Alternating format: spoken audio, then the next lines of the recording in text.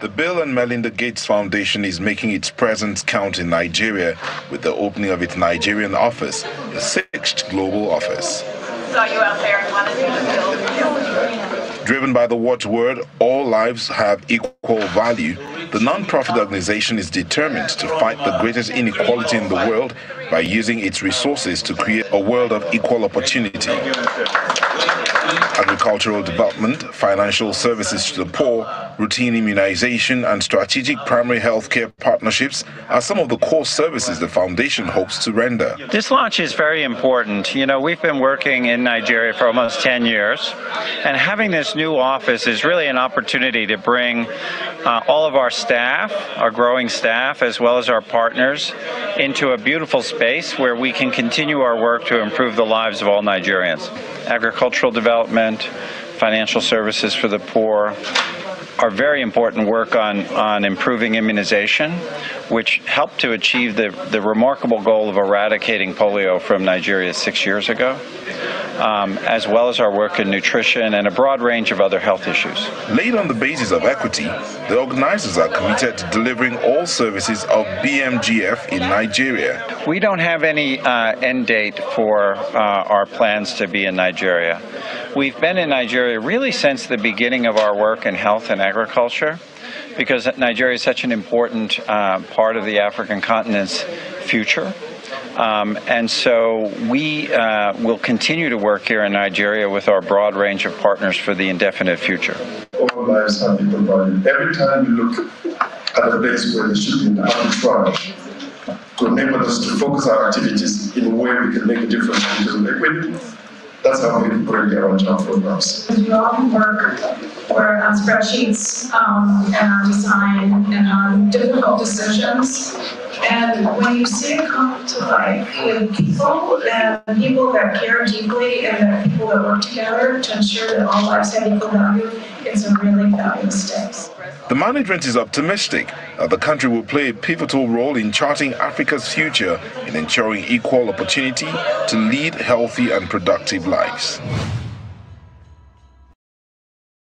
For your warm welcome. My name is Zuaira Yusufu, and I'm the Managing Director and CEO of the Aliko Dangote Foundation. I want to tell you about the first time that I saw a severely and acutely malnourished child. I was shocked. Okay, good day everyone. Before we continue in this next video, I want you to go through these videos, listen to Bill Gates coming into Nigeria and having some series of plans, some talk with the richest man in Africa, who happens to be a Nigerian also, with respect to how they are planning out how to improve health care in Africa and all the likes. I've been seeing some comments. I just want you to go through the videos. I have a series of videos to share on this topic this night.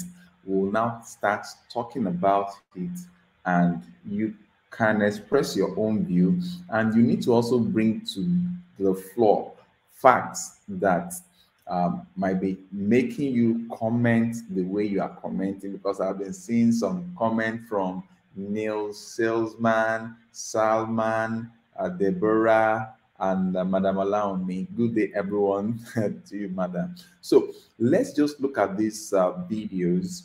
I want us to listen to the richest man, one of the richest man in the world in terms of Bill Gates. And we're looking at the richest man in Africa, Aliko Dangote, how they intend coming together to improve healthcare or food production and the likes. Let's listen to the nitty-gritty of that discussion so that we can really look at it. What are they saying? Do we really understand these two multi-millionaires in the world? Or do we not understand what they are trying to say? And I will be inviting as many that would love to come on this platform. Just follow the link, come on board, bring out the points to which is necessitating your view, and let us have very informative criticism so that we can grab something, we can learn from what is being discussed tonight and what these two great men are trying to do in the continent of Africa. Okay, I'll just leave you now. The person speaking is the CEO of Dangote Investment. So let's listen to her as she invites Bill Gates and Dangote to the stage and let them tell us what their intention is with respect to having, they want to help Africa to have some beautiful supplement. Is this supplement they call it? Some beautiful nutritions to our food, especially the rice. So let's listen to them so that we get to understand them more. Okay, let's just listen. Let's listen. Years old, but he was the size of a 6-month-old infant. His skin was peeling off so badly that at first I thought he was a burn victim. He was trying to cry, but it was coming out as a whimper because he simply didn't have the energy. He was too malnourished to cry. I wanted to weep, but I didn't. And I asked his mother to tell me about him. He was always fine, she said, but then he got a cough, and then he got diarrhea, and ever since then, he's been like this. This woman did not understand. She didn't understand that her child was malnourished. She didn't understand why he was sick. She didn't understand that her child, even if he survived, would soon reach the age at which any intervention would come too late. She didn't have the community support. The policies and systems to help her understand what was happening were simply not in place. And this hospital was on a main road in Nigeria between Kano and Katsina, two large cities in the north of the country. So if a child at a well-funded hospital on a busy highway was this sick, what must a child in a rural hospital be suffering? Today, as I speak to you, there are 2 million children in Nigeria, just like the one I saw that day. And the Aliko Dangote Foundation's mission is to bring that number down to 0. Now, thank you. Ladies and gentlemen, Mr. Aliko Dangote, President and Chief Executive of Dangote Industries Limited and Chairman of the Aliko Dangote Foundation.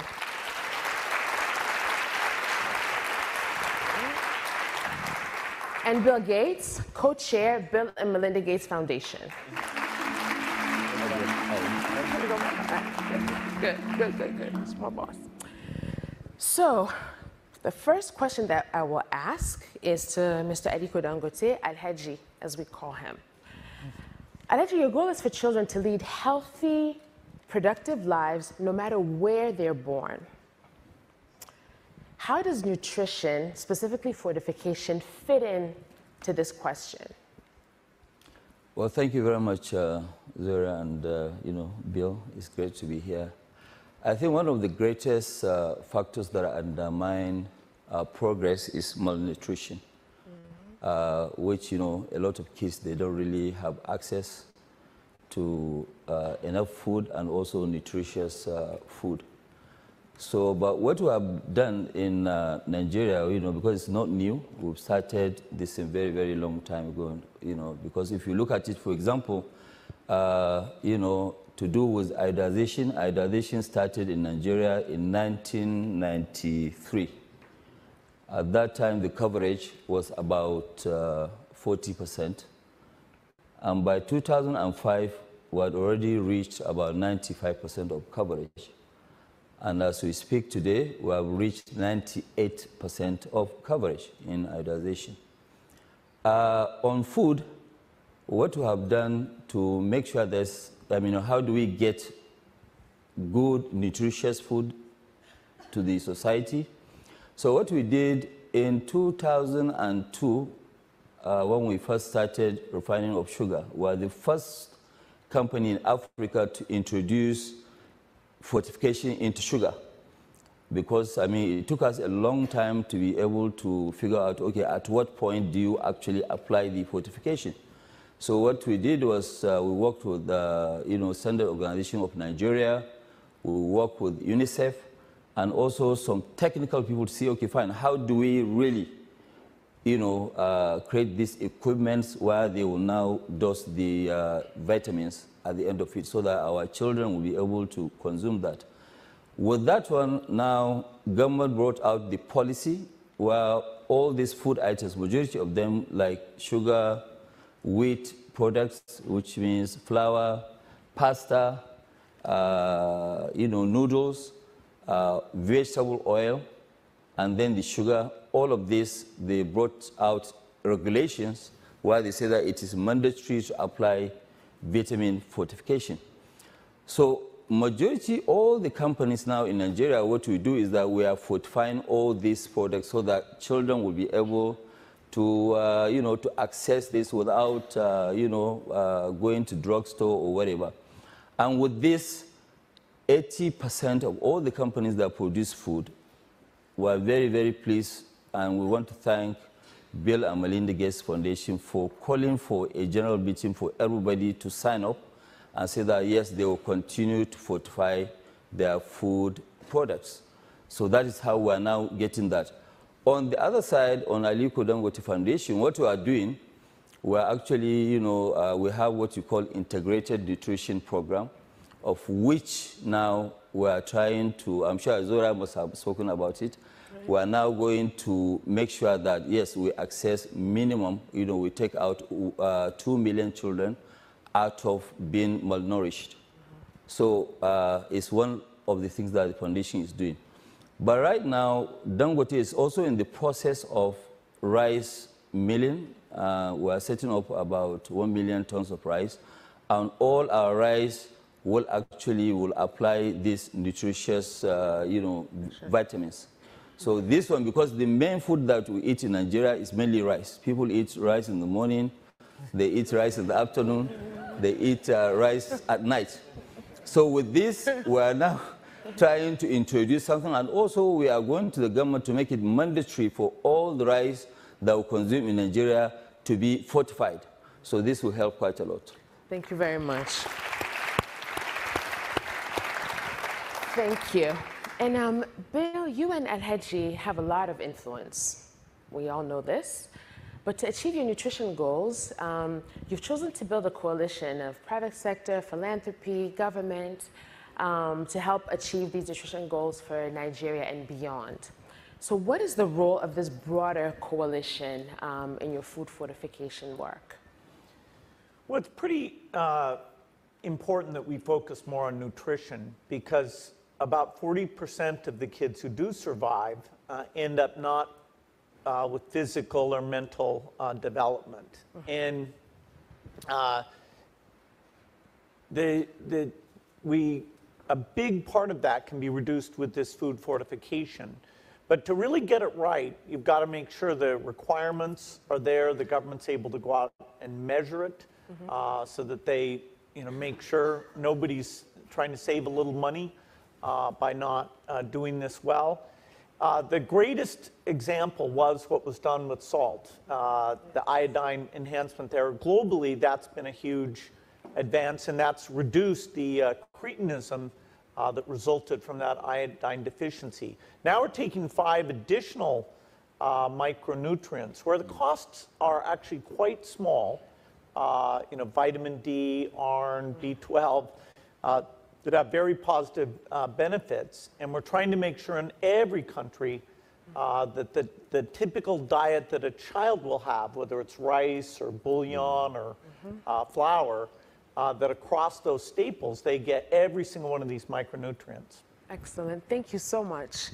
And now we'll take questions from members of our Goalkeepers Advisory Board.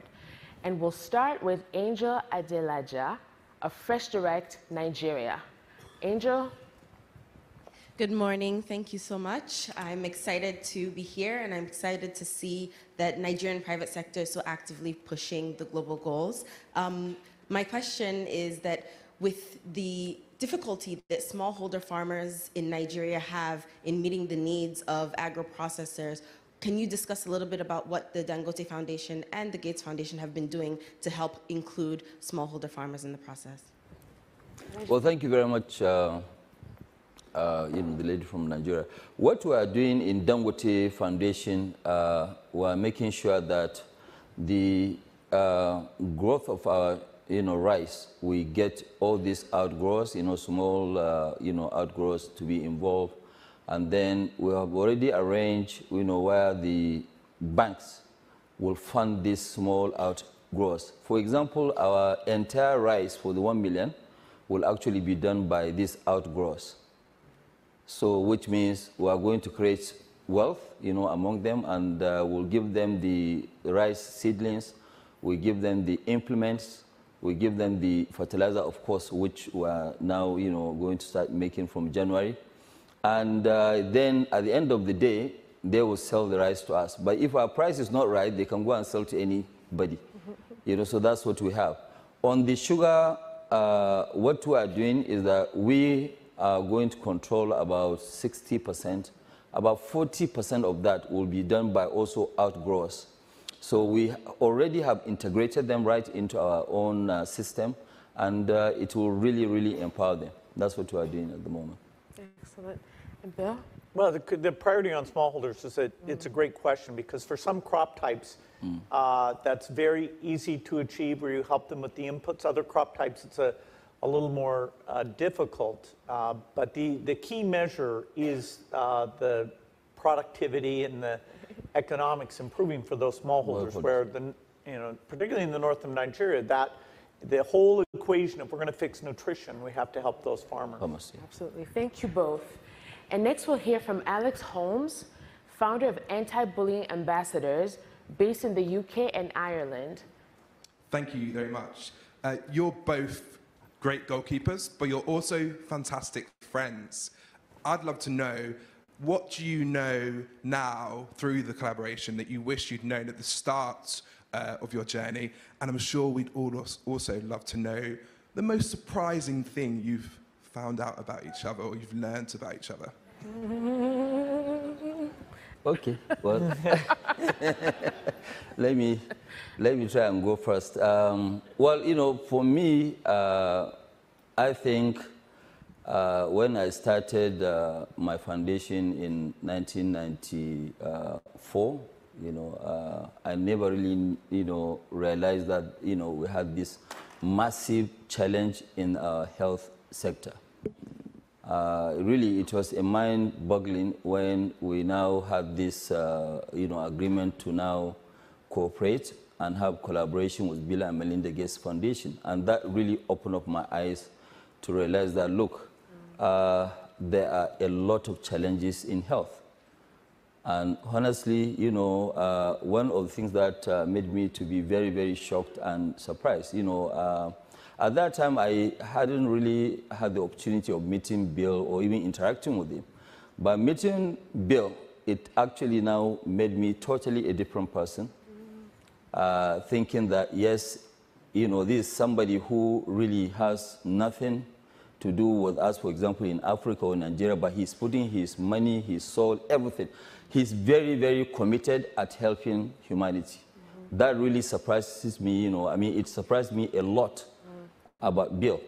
And, I realized that, he's a very simple person. I never knew that Bill was going to be this simple.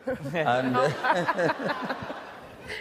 I thought he's a very, very tough guy, but, very soft-spoken and, kind-hearted. It is really very difficult to find people like Bill in this world. Bill, we're grateful. Thank you. And, I can assure you now, I believe that, yes, with my association with you, my only prayer is that in the next few years, I will try and give a chunk of my wealth to also charity. Thank you.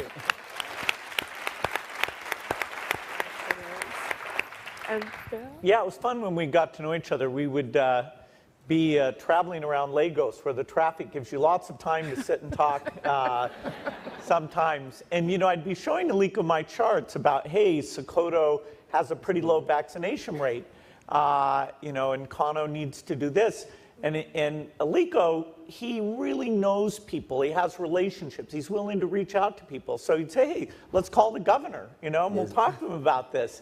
And sure enough, next thing you know, we've got the governor of Sokoto on the phone. We're talking about this. And so this ability now to reach out, to draw on the broad relationships that Aliko's developed. And, I'm pretty shy about calling people. I just want to mail them my chart. But in fact, what's come out of that is that Aliko and I do a video conference call with 6 of the governors in the northern states, where twice a year we look at vaccine coverage. Is the supply chain working? Are the workers showing up? Are the healthcare posts in the right locations? And it's a big challenge, but really drawing on Aliko's communication. Okay, one very interesting thing here is that majority of Africans seems to operate in a different world of theirs. I do not want to believe that we don't know that GMO seed has been causing some troubles in other continents or other parts of the world.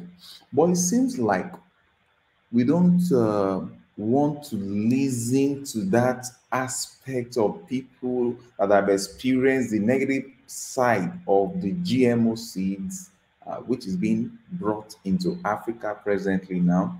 But what we are concerned about is that we want our food to be grown fast. We want, some people want to make money on time. The farmers want to make money on time. And the question is, in the long run, the GMO seeds or what have you, are they actually good for our health? That's one. Then number 2, based on the conversation we have been listening to, the use of the word GMO has never been used, never been utilized. What we've been hearing here is nutritional value, additional nutritional. Is life is just so interesting when you have a gathering of people. The kind of questions you guys are actually asking here, the comments I'm seeing here, they have people in the audience there. They are not asking these kind of questions. So, can we really say that we are talking about the same thing?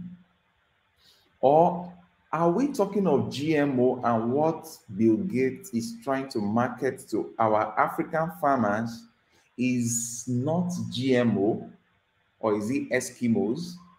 Okay. I have several videos that I want us to just calm down, go through them, then we now begin to talk sense to ourselves. Because if the European people are running away from a particular class of seed, a particular class of food, and the best thing we can do here is to open our hands up and say, this is what we want, then are we not making a mistake? But if we are not making a mistake, maybe Bill Gates should explain to us more about this particular seed and why his own people are running away from it. Because I have lots of friends outside the continent of Africa. They are telling me now that they are growing their own food because they want to have organic food on their table. And I discovered something. I was at the supermarket. I wanted to buy a particular class of food for my 2-year-old son. It was a cocoa oat. The oat that I got, not cocoa oat, the oat that I got for my son, they wrote organically grown. And I discovered that for every small quantity that I fed the boy with, it was filled, properly filled on time.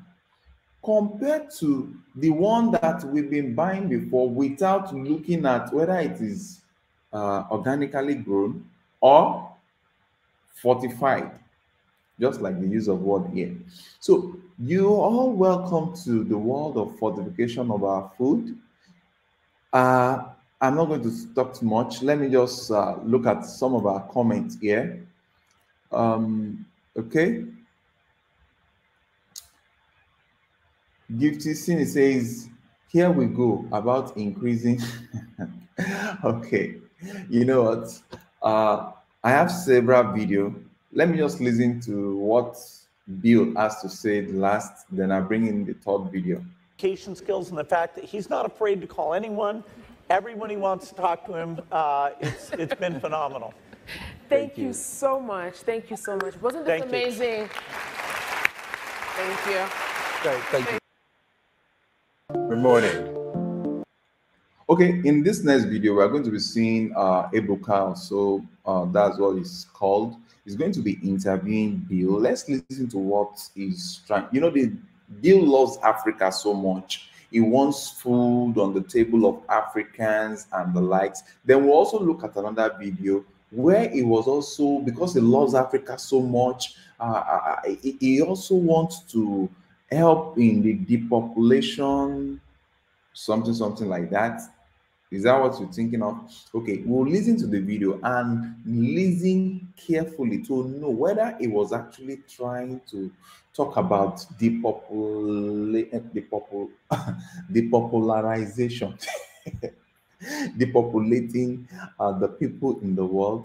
We'll listen to all this and we'll bring it side by side and see where we can learn one or two things, because actually a billionaire is talking in dollars. You know, we should listen to him and make our own informed decision. But I think it will not be bad at this time if we start organizing our own organic farms, I tell you, because we might not actually know what some people are putting in products that are being sold to us. Okay, so with that being said, let's just listen to this. Welcome to Lagos. The last time I think we saw was in New York when I was at Goalkeepers, which was amazing. So thanks for coming back here. But I mean, I know we have great food here. It's pretty much summer all year round. So besides those two great reasons, why do you keep coming back to Nigeria? Well, there's an incredible challenge and an incredible opportunity. Nigeria is one of the youngest countries in the world, and it's got a vibrancy, you know, we see in culture, the financial sector, a lot of the health innovators. And yet, when you think about inequity, you know, health services, our foundation works on health with partners here. We want to get back on track for mothers surviving, kids surviving, and the kind of nutrition that the youth here achieves their full potential. The one thing I think that's recurrent with you whenever I hear you speak is your optimism. What do you tell that young person, the young Nigerian or maybe even African who has so many challenges, you know, but keeps trying to create a startup or, you know, start a business? You know, it's okay when you're an entrepreneur for it not to work the first time. And, you know, it's okay to go to work for a larger company and gain some skills, then go back and do those things.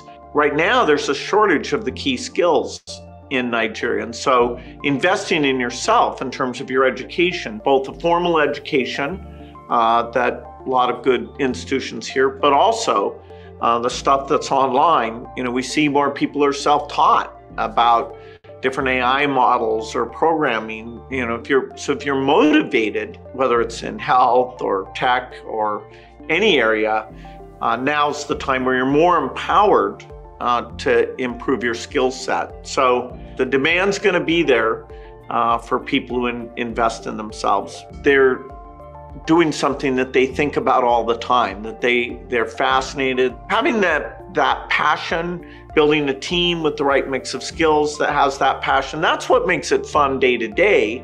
And you know, if it makes money, okay, you can reinvest. Eventually you can be a philanthropist. Awesome. Now, one thing I know you're very passionate about is climate change. And when you talk with young people in Nigeria, people know about it and kind of understand the need to, advocate for it. But like I said earlier, there's a plethora of issues in the country. Unemployment, there's poverty, there's insecurity issues. Why should a young person care about climate change when they have all of these things in front of them? Why is it that important for them? Well, with climate, we have to do what's called mitigation, get rid of all these emissions. When you see, Lagos right there on the water, it's like, okay, there are going to be some sea level rise challenge. And what are the smart investments to make sure that that's not causing a problem? What lessons other sectors can learn with young people about how to harness, sort of their power? Africa's a beautiful place. To have people think about Africa is very important. And so for people to keep in mind, hey, there's only one young continent. It's got some wonderful capabilities. It's got, in the health area, challenges like malaria that really aren't other places, and we owe it to them to help out. But boy, it's actually the people there that are coming up with the new ideas. Yeah, you should come back in December. It's the best time in Nigeria. It's something called Dirty December, where the world comes to party in Lagos. So your next trip should be around then. All right, I'm ready. So you really understand the impact of that. Thank you very much for this, and please keep coming back. Wow. Okay, enough of the talk about his visit to Nigeria at this present time. And his introduction, he's touching a whole lot. He's touching the agricultural sector. He's touching the youth section of Nigeria and the likes. And we all know that when you talk about the continent of Africa, you cannot joke with the people of Nigeria. And that is why I expect more questions to have come in, because I don't understand. It's like the human beings on this online streams, they are different from the physical one that people like Bill Gates and the Alikos and the rest meet when they are having their interview, because none of them is asking some of these questions. None of them is using the word GMO. None of them is saying, oh, why is this not injurious to health? None of them is asking about the safety of whatever fortification that is going into products, into foods that people are eating. And let me tell you, when you talk about food here in Nigeria, they are so right, because 90% of what people feed on daily is rice. Now we're going to have a lot of fortifications on rice. It's going to be a lot of world of fortifications. That's the exact word that was used there. So we begin to ask ourselves, how safe are these fortifications? How safe are these whatever GMOs and the likes? How safe are they for us? The organic way of growing things, do they still remain the best way? And I saw someone writing up here to say that GMO products, they do not have seed. So meaning that African farmers, you are welcome to the world. The target is to get more African farmers, especially the upcoming ones, to train them. The foundation is actually trying to help the farmers in Africa so that you can begin to grow genetically modified seeds, which in the long run, Africans, open your ears. We are not we, I don't want to include myself. Africans are going to end up to depend on the external world. Let me classify them like that. They are going to depend on the external world to feed their people, because once genetically modified seeds have taken over the shops, has taken over the farmland, access to organic seeds will be nowhere. And that is why I feel I should actually invite a foundation. There is this particular foundation that is putting attention on how to encourage people to use organic seeds. Organic seeds. And I think they are doing a fantastic work here. They came all the way from outside the country back into numerous countries in Africa. And this particular woman, I know her very well. She's part of those that were, the family lineage and the likes have been migrated out of Africa based on the slave trade and what have you. So she had the burden to ensure that organic seedings is what Africa use. I'm trying to recollect the name of their foundation. I think Seed Africa. You can check it up, Seed Africa. So this lady, she's so passionate about it. And when she did her DNA test or what have you, it was discovered that she's from a place in Nigeria. So she's trying to help to prevent the loss of seeds, organic seeds in Africa. So I'm so surprised that Africans, we are producing a lot of, I think we have so many of our youth that are going to the university to go and study agriculture. And it's like those that are studying agriculture in Africa, they don't seem to know much about the futuristic side effect of depending on GMOs. If it's actually GMOs they are talking about, because I'm giving them a benefit of the doubt that they are talking about GMOs. But if it's GMOs we are talking about here, please, Africans, we can do better. We can think better. We can think better. Okay, so with that being said, let me just go through some comment. I'm having loads of comments here. Let me come from the down. Game says seed saving and seed trading is very important. Very true. Because if care is not taken, there will come to be a time that seeds will be scarce in Africa, and you will now have to be buying genetically modified seeds from outside the country. And you know what? Who is in charge of your food is in charge of your life.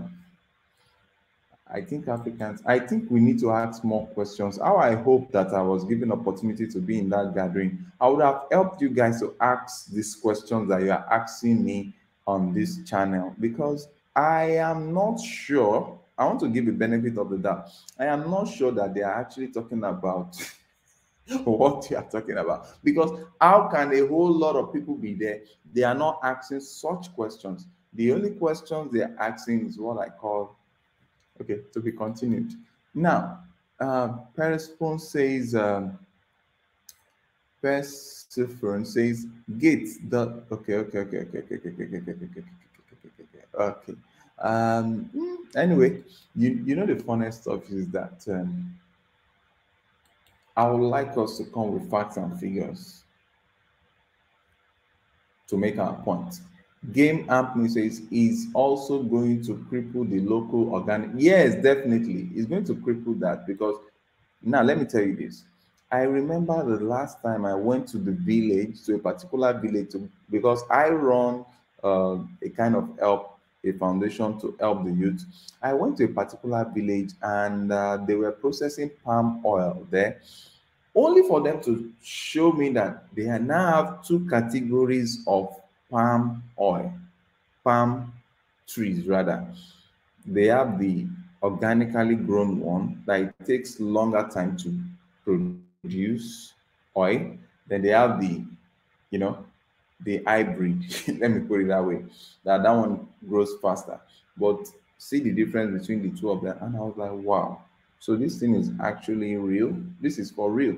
Africans, I think we should know what we stand for. And remember that outside there in the European countries or the Western countries, the Western nations, when they are sick, they have medical facilities to help them. Africa doesn't have any of this.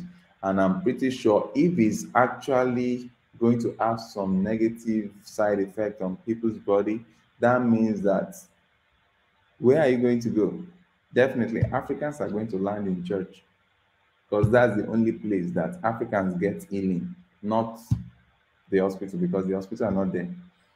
Even the doctors in those hospitals, they travel out to go and get treatment if care is not taken. So that's just something like that. Nobody should quote me on that. So our Madam Claudia says, do people know the background of this?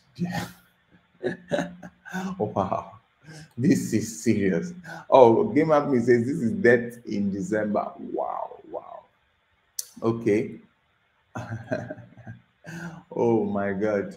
There is a whole lot of back on track. Okay. Now, Game Up Me says, like cancer. Wow. You can imagine. So, and you know what? The people that are actually putting up this comment, which nobody should hold me for this, because the people that are actually putting up this comment, they are people that are living outside in those countries. So they are not talking based on fictions, or they said they are speaking on what they experience. They go to these stores, they know the difference between organically grown and spirit. Let me complete it. And the genetically grown stuffs that we're talking of here. Okay, but allow me says the consumption of such foods have a long-time effect to be cancer causing, cancerous. That's why you have unwanted growths just spiking up somewhere. Okay, but if this is actually true, why allow such in the world? Anyway, I don't know much of this scientific stuff, but what I know is that it is better to stay on the side of caution to have a long life. I still have my grandmom who is about she should be going 120. No, she should be going 105.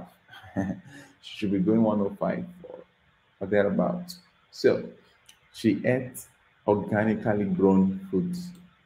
I want to believe that she has not started eating all these GMO products now. Okay, exactly. I've given up in seed saving. Okay, we should be saving seeds now. I think it's high time we got. Uh, anyway, let me keep that to myself. The consumption, the consumption of such foods have a long-term effect of it. Okay. Then we have Bella Bell 703 says, when I hear these stories, I get furious. We need God in our rescue. We need God. But let me just chip in this. Most of the time, majority of us that are coming online, oh, this is this, they are doing this, they are doing that. But let me tell you, we also that do know the right thing, we need to be standing up to create platform that can help grow organically, um, uh, organic foods and the likes. Let me share something with you. There was a particular church that I attended this morning, and that particular church did something that triggered my desire to bring up this topic. You know what they did? They actually organized a kind of foundation. They partner with a foundation to supply organic seeds to farmers, train them, provide them with land that they can start farming on. So we also not just complaining, just the same way that Bill Gates is moving from countries to countries, doing this charity thing. All the good people on earth that might be complaining. You too, you should think of how you can help to increase the knowledge and support foundations that might be looking towards growing organic foods and the likes. I think that would be much better. Okay, just my own kind of way of thinking out loud. Okay, and that one now says it's all about money. The love of money is the root of all evil. Wow, it's all about money. So true. Okay. Madam Claudia says, these global guys want to cripple Nigeria economy. Watch what they did to the Naira. Okay, it's one of those things. A lot of things happen when some people are active while others are dormant. If we complain about XYZ and we did not take any initiative to help support the good cause, then we have no moral right to complain about some people that are still trying to affect their world. Whether we think they are affecting it positively or negatively is a different ballgame. But it is time for us to move away from just complaining, but to move into action. You imagine that if certain billions of people in the world, I'm using the word billions now, or let me say hundreds of millions of people in the world, decide to start supporting organically grown foods in Africa, what do you think will happen? Like, not just in Africa, because it's across the globe. All humans are human. Across the globe, hundreds of millions of us, we started supporting organically grown foods. I think there will be a change. Okay, let me go to the next video and I will show you something that happened because someone all the way from Austria sent me some seeds to plant and I embarked on it.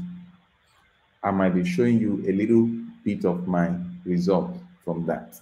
Okay, so let's go to the next video. In this next video, we want to see, Bill Gates loves Africa. His love for Africa is so big. So we've seen what was trying to do in trying to grow, introduce fortified whatever system of agriculture to us.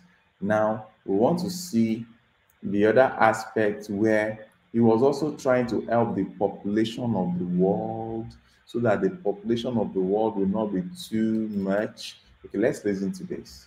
CO2 that you want to get to zero, and that's going to be based on the number of people, the services each person's using on average, the energy on average for each service, and the CO2 being put out per unit of energy. So let's look at each one of these and see how we can get this down to zero. Probably one of these numbers is going to have to get pretty near to zero. Now that's back from high school algebra, but let's take a look. First, we've got population. The world today has 6.8 billion people. That's headed up to about 9 billion. Now, if we do a really great job on new vaccines, healthcare, reproductive health services, we could lower that by perhaps 10 or 15%. I'll admit it, that clip looks bad. And people on the right love to hate Bill Gates. And I'm no fan of the World Economic Forum, who the Bill and Melinda Gates Foundation closely partners with. And I think that Bill Gates is certainly a suspicious guy. Between his ties to Jeffrey Epstein and his advanced knowledge of the coronavirus, he's certainly not somebody who you should trust immediately.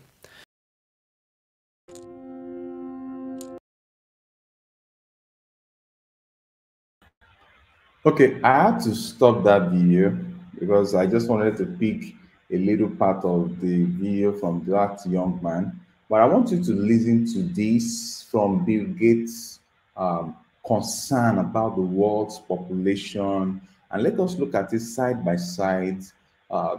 His concern for population growth and his concern to feed Africa. Let's now reason and see the love, the love of matching population reduction and growing food so that there can be elderly people, that can be okay. Don't let me talk too much. Let's just listen.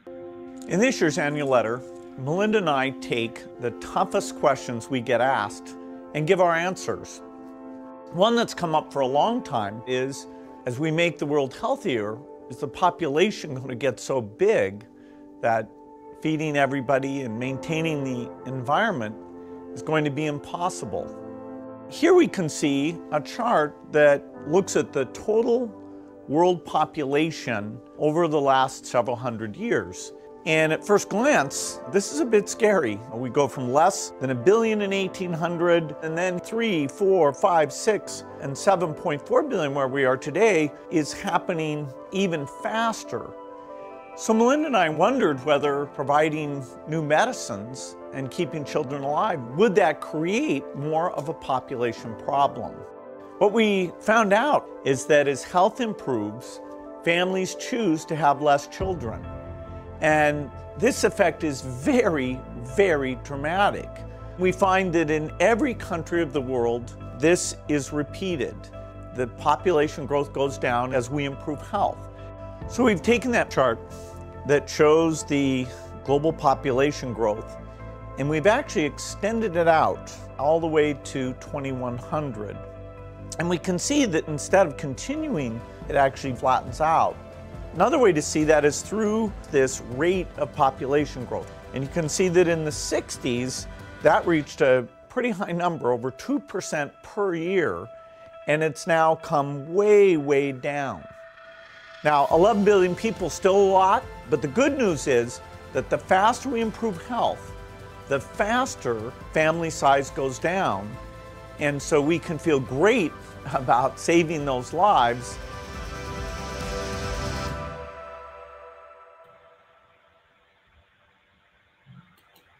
So, you see what I'm saying? This guy is in love with the population of the world.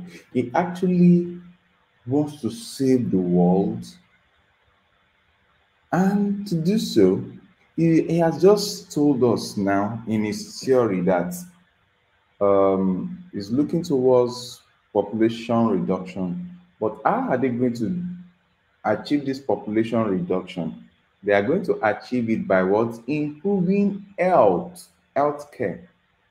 Now, if they improve on healthcare, according to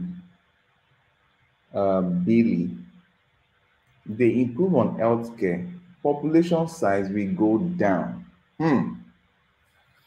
Wow, I studied economics in school, but I never studied that theory, that particular theory. Is it the theory of antagonistic or alterational malfunction of medicine that reduces mortality rate while the health of their parents and the child mortality rate is going up? Okay, I think that is, maybe I did not study that theory, but in a way, it's beginning to make sense that if you increase healthcare, you save more life. I'm just thinking out loud. You improve on healthcare, you save more lives with the intention of reducing the population. That's just like plus one minus one. No, not plus. Plus one minus one puts you on equilibrium rate. Plus one. Sorry, please. I'm trying to phantom the calculations of brother Billy. Plus one, because he wants to reduce the population size by certain percentage. Plus one minus 10 or plus one minus 5. Anyway, Uncle Billy, I think you need to come back again and re-explain what you are trying to explain. Or okay, maybe he's trying to use the psychological law of what happens over there in the Western world. But let me tell you, the good news is that here in Africa, if the medical condition is improved, it means that families that were giving birth to like 15, 10, 7, 8, 12, that means, and out of those numbers, maybe 2 or 3 will die. When health is improved, they will not die again. That means population will go up. And it will be nice for population to go up because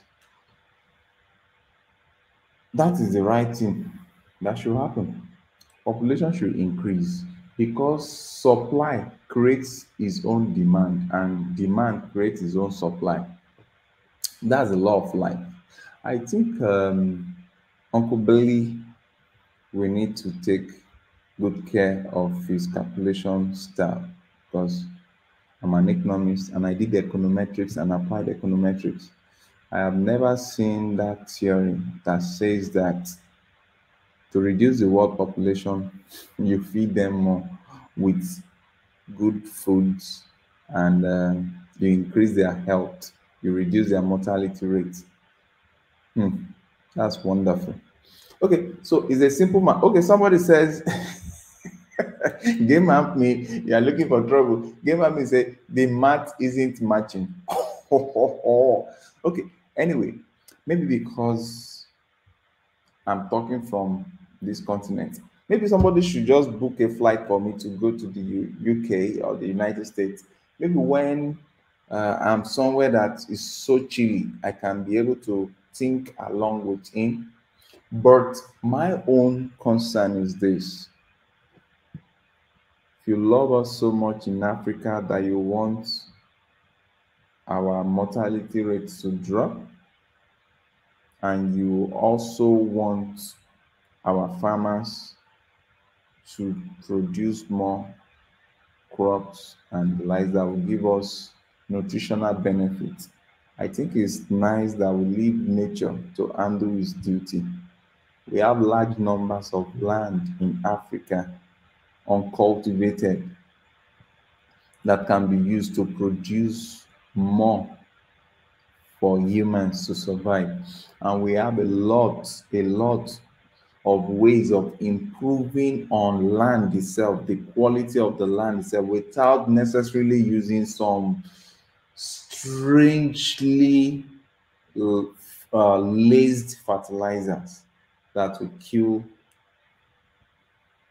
the output of the output quality of what is gotten from the land. And as such, I will want all Africans to start thinking independently. Don't let us be carried away with the fact that this person is a world's billionaire, this person has so much money and the likes, and we allow them to do the thinking for us because we already know that even the government in the world, not only in Africa, the government in the world is not thinking for nobody. It's not thinking for everybody. They think based on what they know best. But you have to think based on what you are sure is best for you. Because if you end up with any sickness after the use of GMOs that are injurious to your health, you'll be the one to suffer the pain. I don't wish you that. So, with that being said, I'm going to pause here because this live stream is a very, very, very interesting one, sensitive to human heart and sensitive because of the caliber of people that are involved. These are billionaires talking. So we want them to do more research to ensure that whatever they are introducing to the populace is not going to have any side effects. And also, because we humans must plant seed. It's the law of life. You have to plant seed to grow food. You have to plant, you have to sow seed as investment to make profit. There is a law of seed time and harvest time, which we must embark on.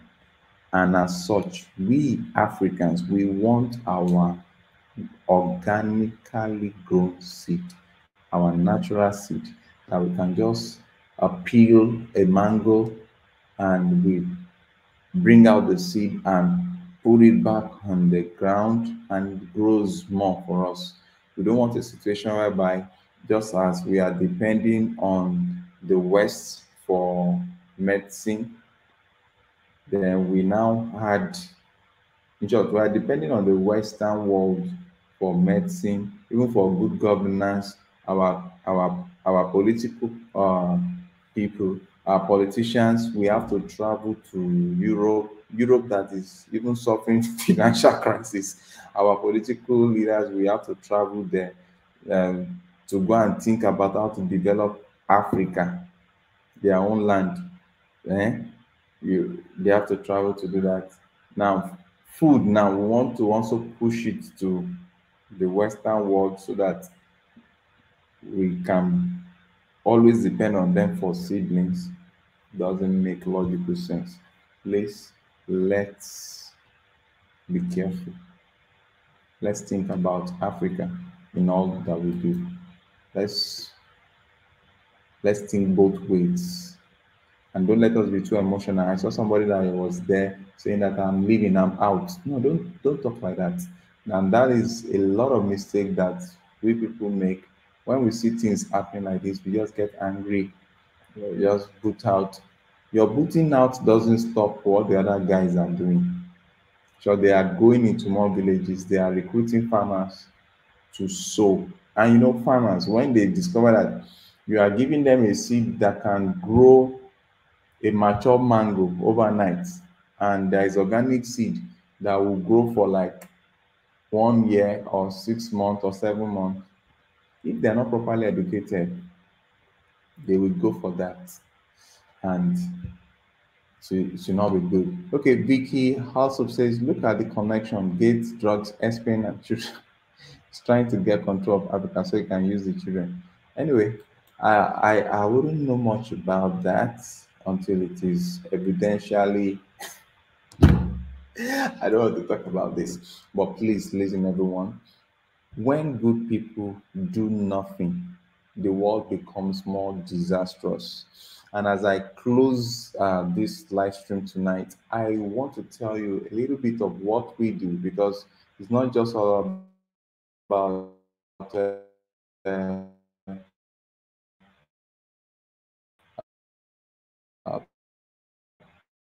you know, these people are having foundation, they are helping their world based on what they know. So we have a what's it called? We have a foundation is we look for indigent but diligent African youth, Cetros Foundation.org.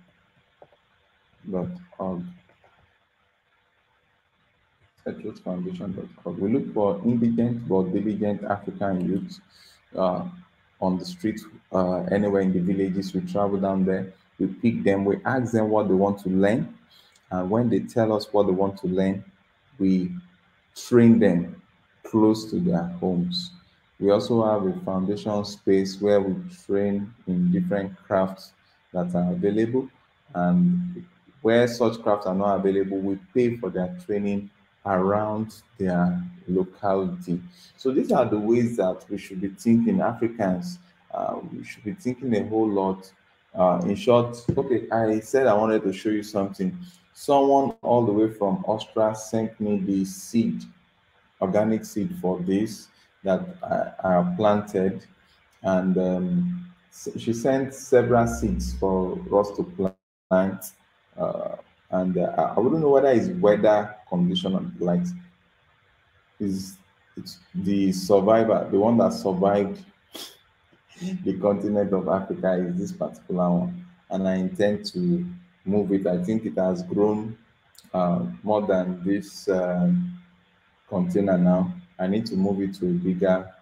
I think we all should start thinking of going back to growing our food, because it's beginning to make more sense, especially when I heard that Gates and Melinda, Bill and Melinda Gates now, they now have their new office in Nigeria, that they've set up an office in Nigeria. Oh, it's becoming more interesting. So let me also be looking at what I eat, because I do not want to have stories that touches the heart at the end of the day. So please just look at check out on what's it called, Foundation's website. If you see that, if you trust what we do there, if you're happy with what we do there, you can support us. What is you can support us on what we do. Okay. Question. Nyayo says GMO seeds are the main cause of cancer in the Western world. Be one. You can imagine. everybody is saying the same thing. But the challenge is that even when everybody is saying the same thing, the people that are bringing this thing to Africa, especially to Nigeria, they are saying something different. And the people that are there as audience, they are not asking the kind of questions that you people are asking me. Please, I am not Bill Gates.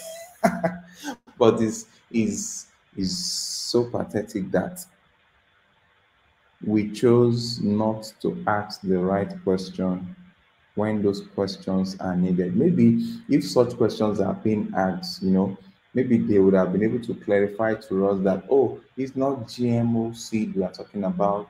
We are just talking about fortifying, because what I was hearing was fortifying, fortifying. And when you fortify something, it becomes more interesting. Fortification.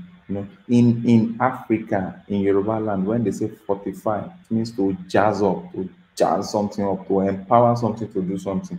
So please, I don't want to say more than what I know. If that be the case, oh, somebody is saying something here. Kensan Yayo says Bigot has an agenda, knows exactly what he's doing. Definitely. I'm sure any billionaire we know what he's doing, because if he doesn't know what he's doing, there's no way we would have been able to make billions of dollars, billions of dollars like that. But let's just leave that aside. I think what we need to do is to start doing the right thing. Oh, I'm trying to. Why am I forgetting? Why am I always forgetting? Go. Okay, I'm trying to remember where you can see some of our works also. And for those of you that want to support what our foundation is doing, I'm going to share this link with you, our GoFundMe. I'm going to share our GoFundMe account with you. Okay. So if you think that what this is, kindly support us GoFund. Okay. So you can go through our GoFundMe link. This is our GoFundMe link. Look at what we've been doing all this while. Empowering African youths in learning skills and likes, and you can take it over from there. You can support us. Now, let me quickly state this. I've been so super engaged for some time now. The Cetrus Foundation just sponsored two indigent but brilliant African, well, I call them youths. They are in their primary school. They're in their primary school. Two indigent but brilliant youths. The Cetrus Foundation just sponsored them for, what's it called? We conducted an interview in a particular school. We selected the best two students there that their parents were having financial issue, they couldn't sponsor them, so we gave them scholarship.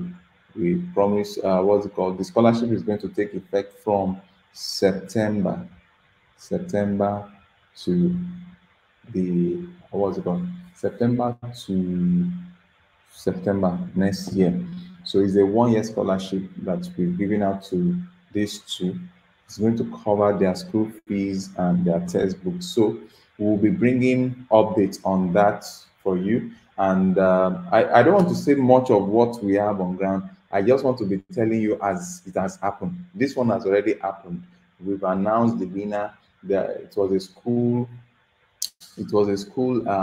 exam that was set for them, so we picked out the best two. So please, if you are there and you know any African youth around you that is going through turbulent time, they are poor, but no, not use of word poor, they are indigent but diligent youth, reach out to us. Let's see how we can get them trained in one way or the other. Okay. Lavender says what? You should not be welcome. Okay, that's good. That's good. I wonder how much money. Oh my goodness. The presenter was most definitely hot and encouraged by. Okay. Anyway, that's what we're talking about. When good people, you guys that are here, try and see how you can help to noise good things that you feel that is a good cause. Noise it, let it get more traction, and before you know it, more people will get to know about the good thing that is happening, because these people you are complaining about, they're actually making things happen. They're actually making things happen.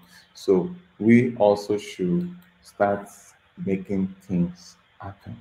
Okay. So with that being said, we want to say a very big thank you to everyone this night. It's after 1 a.m. midnight here in Nigeria. I want to say thank you everyone for joining us in this live stream. Please uh, join us same time next week, Sunday. Every Sunday between the hours of 11 and 12, we come up with numerous interesting topics like this to dissect and see how we can affect our world positively. So to all of us that have commented on today's live stream, I want to say thank you so very much. Please, if there's anything we should do, let's start growing our organically produced foods so that we can safeguard our health. Thank you, everyone. From here in Africa, Nigeria, I want to say bye. Bye bye.